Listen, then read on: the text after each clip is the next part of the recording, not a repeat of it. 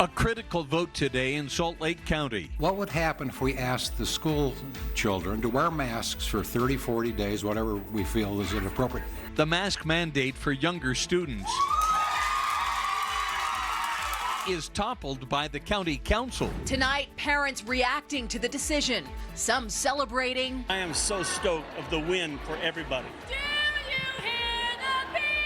While others feel this vote is a step in the wrong direction for a new school year. I'm feeling very upset. I hope to God that we are not going to take 2 steps backward while we just took 1 step forward. Dr. Dunn and I will hope for the best. Plus, what health experts and doctors say about the vote as the pandemic continues to surge. Live from Utah's news leader, Fox 13 News at 9, starts right now. It's arguably one of the most consequential votes the Salt Lake County Council has ever cast, just days before the start of the new school year. Thanks for joining us. I'm Bob Evans. And I'm Kelly Chapman. Thousands and thousands of emails, texts, calls, and even a visit to at least one council member's home. Concerned citizens asking to overturn or uphold a mask mandate for students. Grades K through 6. We have team coverage for you tonight. Fox 13's Haley Higgins has reaction from parents on both sides of this issue. But we start with Fox 13's Ben Winslow and the vote by the county council. Councilmember Bernardo. No. Councilmember Theodore. Yes. In a party line 6-3 vote, the Salt Lake County Council voted to overturn the health department's mask mandate for children under age 12. With back to school looming and children under 12 unable to be vaccinated, the health department's director issued the mandate as COVID-19 cases continue to spike. Under a law passed by the legislature earlier this year, a health department director can issue a mask mandate. But a county legislative body can vote to override it, which brought us to this special meeting.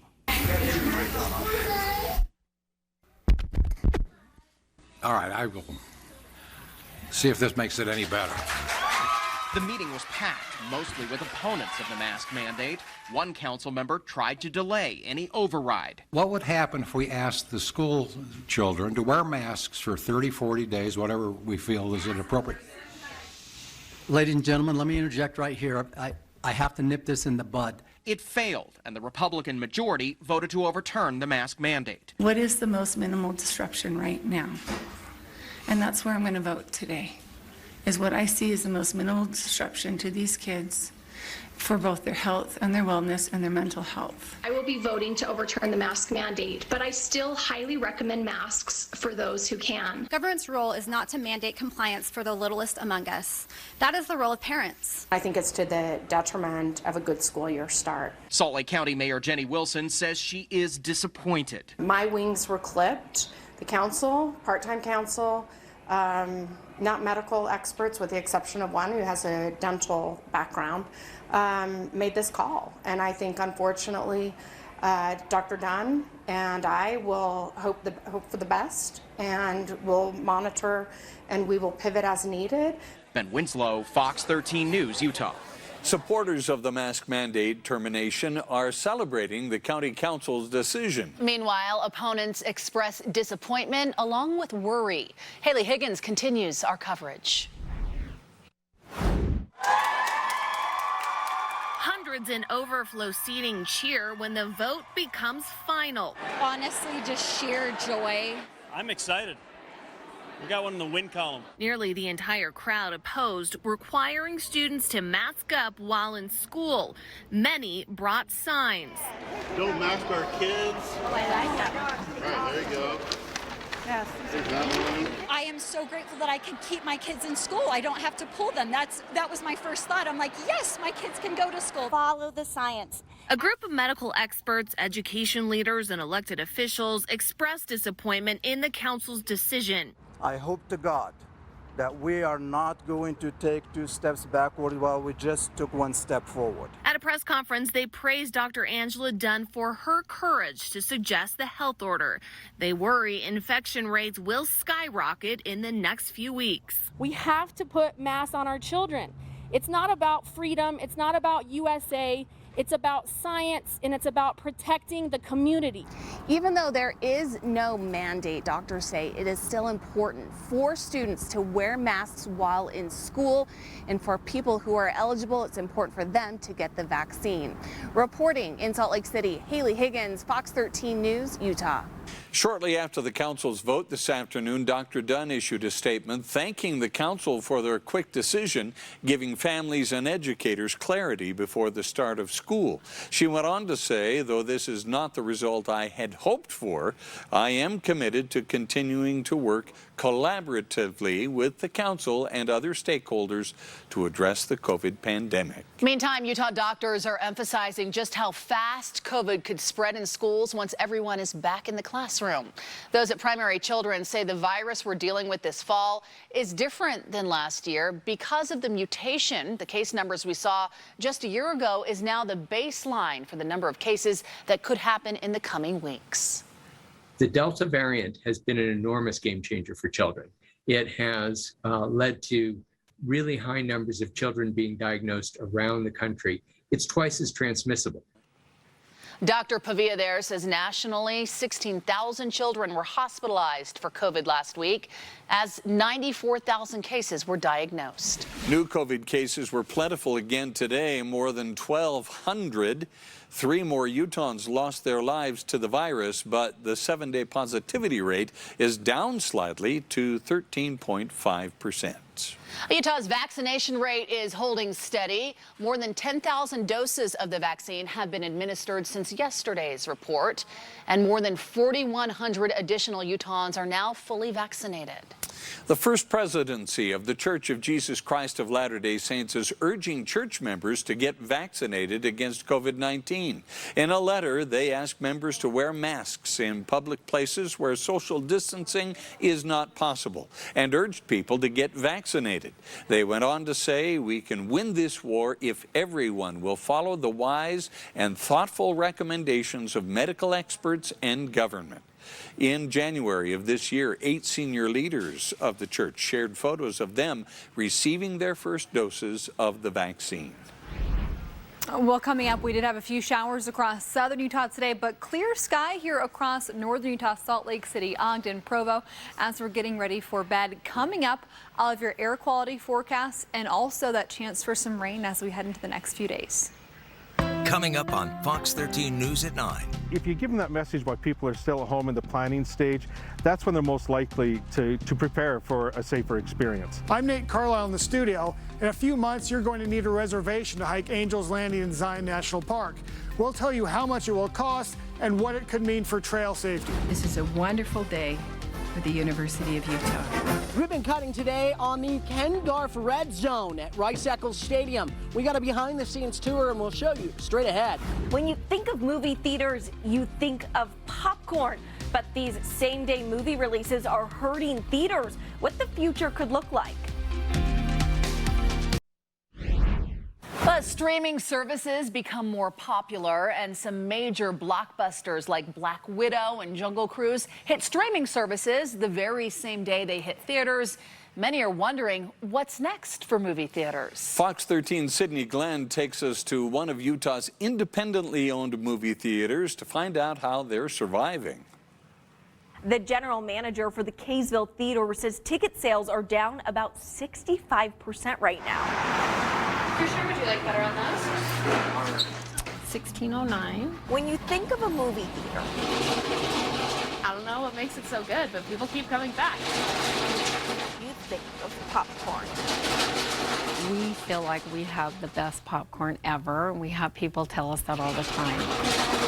Kaysville Theater is known for this buttery stuff. I don't know if I'm allowed to give that away. That's the thing. When that happens. Lisa Call has been running this family-owned business for years. Yeah, itty bitty, tiny business. We have extremely loyal community. Unfortunately, more seats are sitting empty. Lost revenue. It's hard. It's hard at $3 and $4 to make a go of it with 20 people in the auditorium. Okay. What else can I get for you? She wonders how much streaming services offering up the same movies that play in here is impacting them. It's hard. It's really hard emotionally. A lot of sleepless nights. A lot of sleepless nights. So this was an issue pre-pandemic. Sarah Sinwall with the Salt Lake Film Society says the question of what's next for movie theaters is not a new one. We've been dealing with this question since the advent of television, DVD, Laserdisc. We've always had this anxiety at movie theaters, and movie theaters have always had to respond to changing technologies and changing audiences' behaviors. Sinwall says theaters have always adapted, like the Tower Theater here getting a makeover. And she says theaters are not going away. I think people really care about the movie experience, the theatrical experience, the ability to see a movie with popcorn in a theater with their families and their friends and with an audience. Everyone's laughing at the same moment, everyone's screaming at the same moment. Paul hope movies will stop being stream only. The movie industry will just continue to plug away and make new movies and send them directly to the movie theaters. We'll be okay. So she can sell more tickets and everyone's favorite, popcorn. Call says they're able to stay open with the help of the community, and a lot of that comes down to popcorn sales. She says their very famous popcorn sells every single night. Sometimes 30 to 50 people will come in just to get the popcorn, even though they're not coming to see a movie. At the Kaysville Theater, Sydney Glenn, Fox 13 News, Utah. That's a big bowl of popcorn right there. Have good popcorn. Yeah. Well, employees at one Park City movie theater are calling for higher pay, or they're going on strike. So right now they're paid $10.50 an hour. They're asking for an increase to $15 an hour. They say staffing is never consistent because the turnover is so high, putting strain on the remaining employees. It's frankly frustrating to be in a town so centered around film as Park City, and our theater is not willing to pay us enough to actually maintain it to their standards. This is happening at the Redstone 8 Cinema. The deadline for the movie theater's corporate owners to honor the pay increase request is this coming Monday. If it's not granted, workers say they will go on strike. Well, taking a look at our particulate matter here across northern Utah today, several locations showing up as moderate. Logan right now, Ogden, all the way down through the Salt Lake Valley. On the west side of the valley here in Salt Lake, so over towards West Valley, moderate air, but the closer you get to Sandy and Draper, that air quality is coming in as good. So we've got that going for us. Much better than earlier this week than it was in Park City. Provo, a mixture of good and moderate air all the way down into Payson, and then across southwestern Utah, good air, and then moderate air for central and eastern Utah. Now, bigger picture here across the state the next couple of days. We are heating up. We'll still have some wildfire smoke, and then we're going to have some storms occurring across southern Utah. So today we did see some brief flooding concerns down towards the Kanab area, also for Hilldale, but no reports of any injuries or problems out of that besides just some debris in some roads. But what we have going on currently as we look at our timestamp right here at 9:30, still a few sprinkles remain east of I-15 from Cedar City down into Arizona. But if you're driving anywhere this weekend, here's what you need to know for your road trip weather. We'll have dry roads for most of Utah for most of the weekend. However, we're going to continue with some isolated thunderstorms across southern Utah. We've got the potential yet again tomorrow to see some of these storms developing and bring brief heavy rainfall. So just a reminder, you'll never drive through a flooded road. Remember, turn around, don't drown. And also, with the hot weekend ahead of us, please remember to never leave your kids or pets in a hot car. Those cars are going to be extremely warm this weekend. If you've got snacks in your car, I think I've got some snacks in my car. I'm going to have to clear those out before the weekend. It's going to be close to 100 degrees here in Salt Lake City. So tomorrow morning when you wake up, about 70 to 75 degrees, into the 80s by 10 a.m. More sunshine here in Salt Lake City tomorrow with highs close to 100 degrees. So mostly sunny sky for your finally Friday.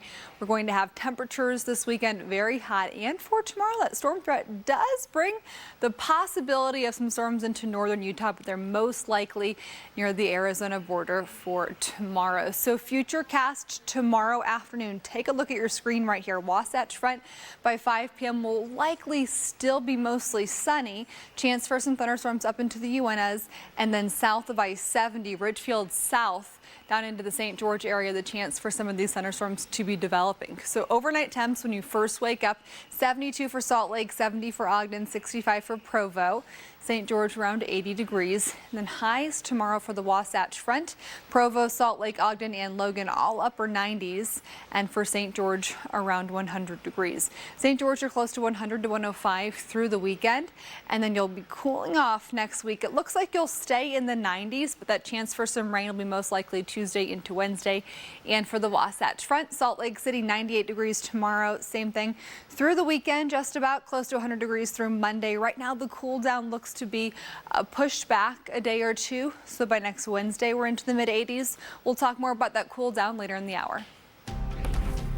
Well, still ahead, we are taking a closer look at the development that will replace the site of the Utah State Prison. What's expected to be at the point in the next few years?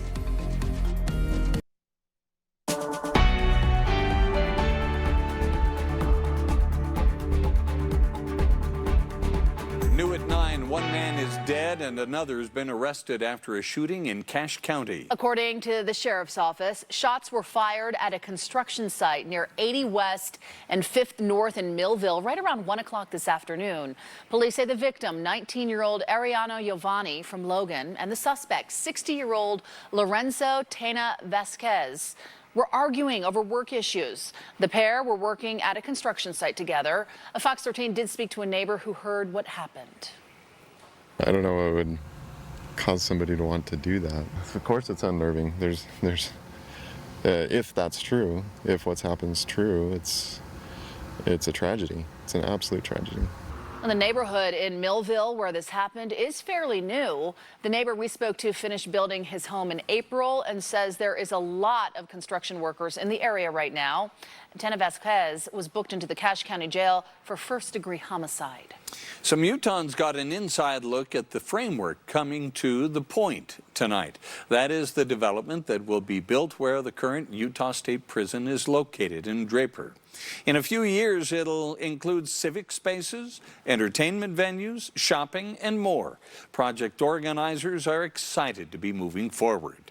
And it's the culmination of many months, even years, of public input and analysis to try to make sure that we can create a place that Utahns can be proud of and that we can enjoy for generations. Inmates at the current prison will be moved to the new location in West Salt Lake next year. Construction will start on The Point soon after. 124 people from 38 countries are now citizens of the United States. Their naturalization ceremony took place today at the Utah State Capitol. Utah Congressman Burgess Owens, there he is, he spoke at today's event. Provo State Representative Norm Thurston hosted the ceremony. He says he has so much respect for immigrants who have the desire to become U.S. citizens and participate fully in America. One woman we spoke to says today's ceremony is a relief after coming here on a spousal visa. My husband is excited too.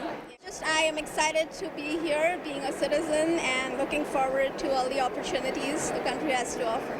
Oh, that's great. Congratulations. The new American citizens are from all over the world, including Australia, Somalia, Sweden, Vietnam, and more. And we welcome them. Absolutely. It's now been nearly 2 years since the University of Utah broke ground on renovations to Rice-Eccles Stadium. And today, big day, as they cut the ribbon and open the all-new Ken Garff Red Zone. Fox 13's Spencer Joseph got an inside look at the new facilities and spoke with those behind the project.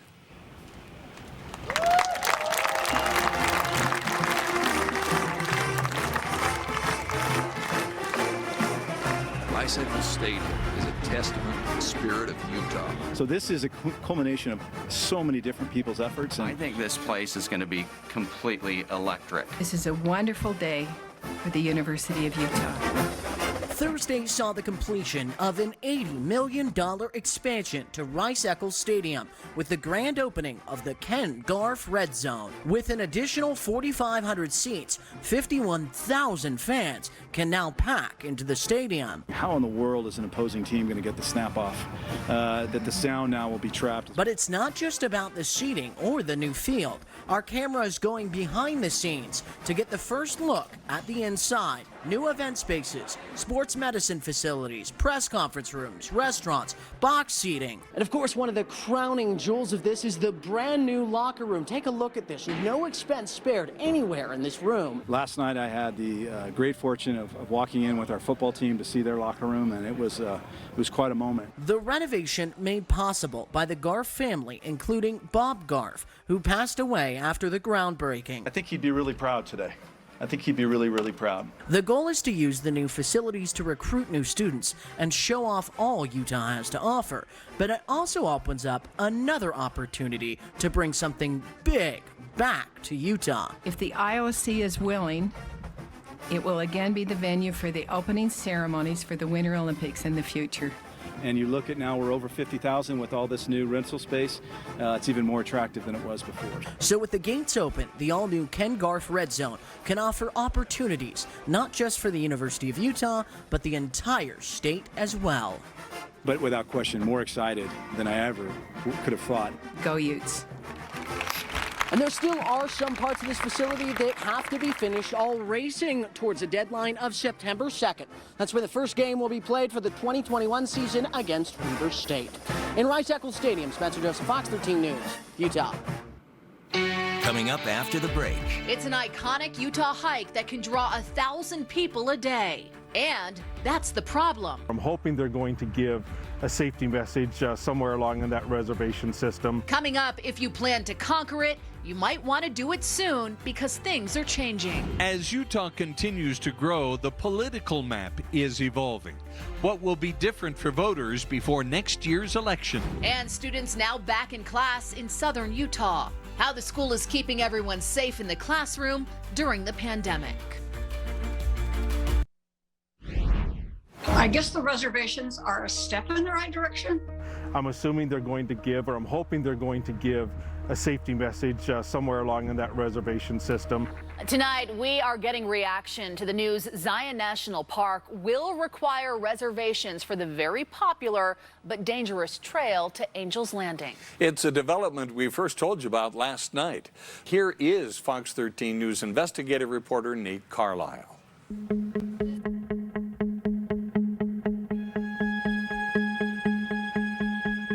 The other reservation pilot that we will be trying is a permit lottery system for Angel's Landing. That's how one of the biggest changes to Zion National Park was announced Wednesday afternoon. And this fees will be a $6 per group lottery entry fee. And then for lottery winners, there'll be a $3 per person fee. For the first time since the Angel's Landing Trail was constructed in 1926, the National Park Service plans to regulate which visitors hike it. That system would start in 2022, so the first lottery period would open in January for hikes starting in March. Park Service data says 300,000 people ascended the challenging trail in 2019. Some months, 1,200 people a day hike the trail, enjoying panoramas of the American Southwest that look great on social media. Then there's this photo Zion National Park tweeted on Memorial Day weekend. There was a 4-hour wait to begin the hike. I guess the reservations are a step in the right direction. Margie Barron's son, 42-year-old Corbin McMillan, fell and died from the trail to Angel's Landing in February. He's one of 13 deaths on the trail since 2000. If he had to make a reservation, then maybe he would have made it when he knew the weather would be better, maybe later in the spring. I think my idea would probably be easier, and that's to have 1 or 2 rangers on the trails. I just think people are more careful if they see an authority figure nearby. The Park Service will release details of the reservation system on Friday and Monday. For now, we don't know whether the applicants have to sit through a safety lesson. From Zion National Park establishing this reservation system, I'm assuming they're going to give, or I'm hoping they're going to give, a safety message somewhere along in that reservation system. Travis Heggie is a professor at Bowling Green State University who studies injuries and deaths in the national parks. He was in Utah Thursday for research. If you give them that message while people are still at home in the planning stage, that's when they're most likely to prepare for a safer experience. The Park Service is also expected to discuss how many people will be permitted on the trail and whether children will still be allowed. 2 of the 13 deaths at Angel's Landing have been kids. In Salt Lake City, Nate Carlisle, Fox 13 News, Utah. What will change with the state of Utah's political climate by next year's elections? There's a lot that's up in the air thanks to a big announcement from the U.S. Census today. We'll go in depth on the issue coming up. Plus, kids in southern Utah are headed back to school. The big welcome they got today and how school leaders there are keeping them safe inside the classroom. Well, we had less smoke across a lot of Utah today, but there's still some smoke in the region. So will that head to Utah this weekend? I'll let you know. Welcome back, everyone. The U.S. Census Bureau released data today that will change the political map of Utah before the 2022 elections. Going in depth tonight, Fox 13's Max Roth looks at how changing populations will force big political adjustments. In the big picture, the U.S. had the slowest growth since the Great Depression, with a lot of the country losing population. Population decline is even more widespread this decade, with 52% of all counties having smaller populations in 2020 than in 2010. Look closely at the map used in a national press conference today. Carbon, Emery, Garfield, Wayne, Paiute, and San Juan counties lost population. And that's just part of the challenge, making for a difficult redistricting year. When drawing congressional and state legislative districts, the target is tiny. Not close enough. Nope. You need a bullseye, and right now, the darts are sprayed on the wall surrounding the board. Utah's official census count of 3,271,616 residents means 817,904 people should live in each congressional district. Now, it doesn't have to be that exact, but the margin of error is 0.1%, 818 people. In Utah, District 4 is 65,265 over the target. District 3 is 31,190 under. Notice the dark blue on this map. That's where Utah grew, and it is not going anywhere. The blue is here in the state Senate. The target for each district, 112,814 people. That dark blue spot in northwest Utah County is current Senate District 13. 178,000 people live there now, 65,500 over the target. In Salt Lake City, Max Roth, Fox 13 News, Utah. Now, Max put together searchable maps for Congress, the state Senate, and state House. If you'd like to see how your area will be affected, go to fox13now.com. A big, big day as thousands of students went back to class in Washington County. Fox 13's April Baker shows us how families in St. George got quite the warm welcome for the first day of school. We're gonna yell. A flyover to kick off the school year for the Aviators, the mascot of Desert Canyons Elementary. It's not just a new year for students, parents, teachers, and staff. It's a brand new school. And it's been a long time coming. 5 years of construction and development. Well, I drove out here when it was nothing but dirt and a couple walls standing up.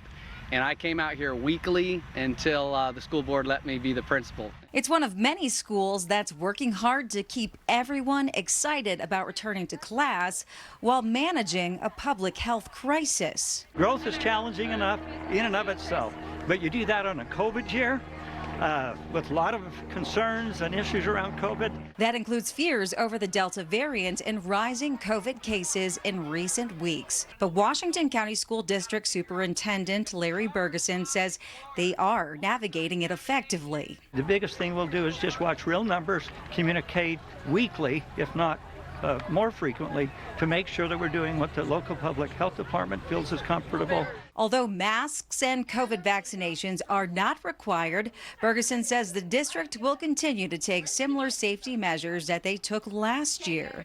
That includes promoting frequent hand washing, reducing the groups of kids in lunchrooms, and early outs on Fridays for deep cleanings. It's a method that worked for Washington County because they didn't have to shut down any school because of COVID, and it's something they hope will continue to keep kids in class this year.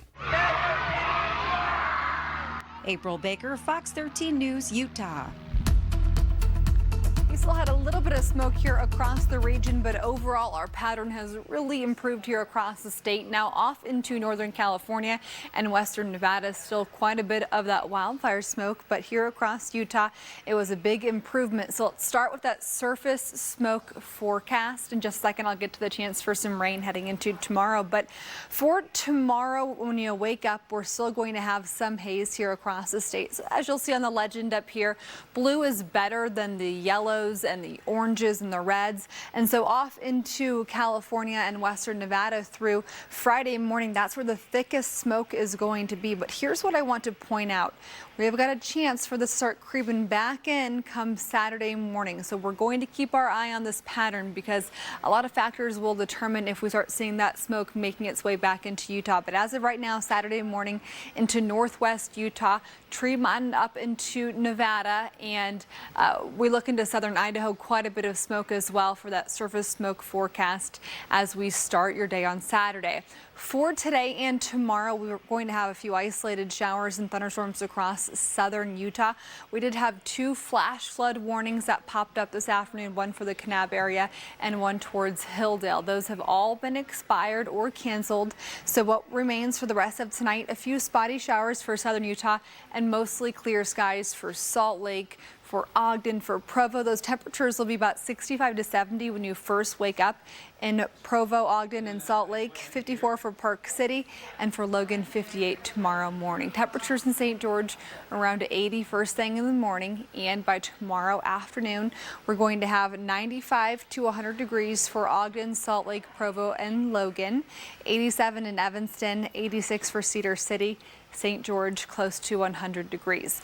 But let's talk about the chance for rain, because come tomorrow afternoon, as you'll see here, second half of the day, we're going to keep a lot of sunshine here along the Wasatch Front. So Nephi up through Ogden into the Logan area will remain with sunshine through most of the day, but we're going to have moisture surging in from the south, and some of these storms could also see some brief heavy rainfall. So we'll want to stay weather aware, especially for slot canyons, normally dry washes, and recent burn scars. Those are all typically the areas that are the biggest concern when it comes to flash flooding. So for Saturday afternoon, same thing, the chance for some spotty isolated showers across the south that could bring brief heavy rainfall. So eastern Utah will get in on that action by Saturday afternoon, and then by Monday into Tuesday, we're going to have a cooler and wetter pattern. That's actually been pushed back one more day, so that best chance would now be Tuesday and Wednesday next week. For tomorrow, just quickly getting to Zion National Park, a probable rating for flash flooding. So if you're planning on doing any hiking in the area, I would definitely make sure that you're staying weather aware. Our rain projection for the next 7 days, you'll notice that down into Arizona, they could see a couple inches of rain. Here across Utah, we will likely see most of those greens, which is about half of an inch of rain or less, up to an inch of rain possible for the highest terrain here across the state. Now, St. George, we're around 100 to 105 through Sunday. Cooling down by next Wednesday with highs in the mid to low 90s, Tuesday, Wednesday, Thursday. And for the Wasatch Front, we're close to 100 degrees through Monday. Then we will cool down into the mid 80s by next Wednesday with a few chances for showers and thunderstorms Tuesday and Wednesday. Coming up in sports, big day for the BYU football team. New marquee opponent and a big NIL agreement benefiting all players. And the high school football season started tonight. Fremont at Skyridge. The highlights are on the way.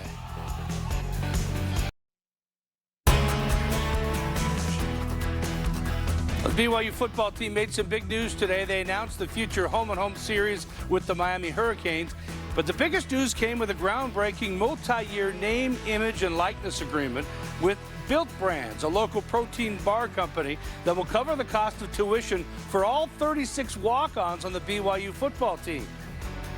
We want to pay for your tuition. Yeah! All walk-ons, step up!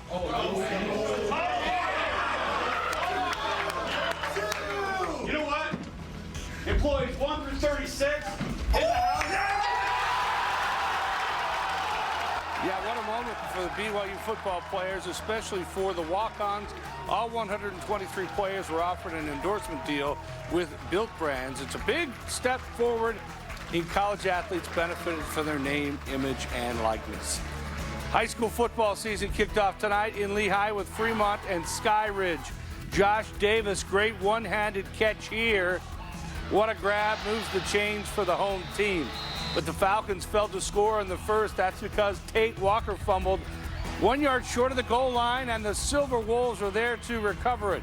But Sky Ridge finally did get it into the end zone in the second quarter. McKay Hillstead airing it out for Ezekiel Greco down at the 1 again yard line. And this time they're in. Jeter Fenton bowls across, firing up the student section.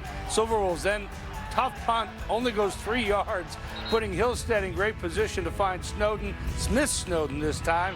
They call it a catch, and Sky Ridge defense picked the shutout. Opening night, 31-0 the final.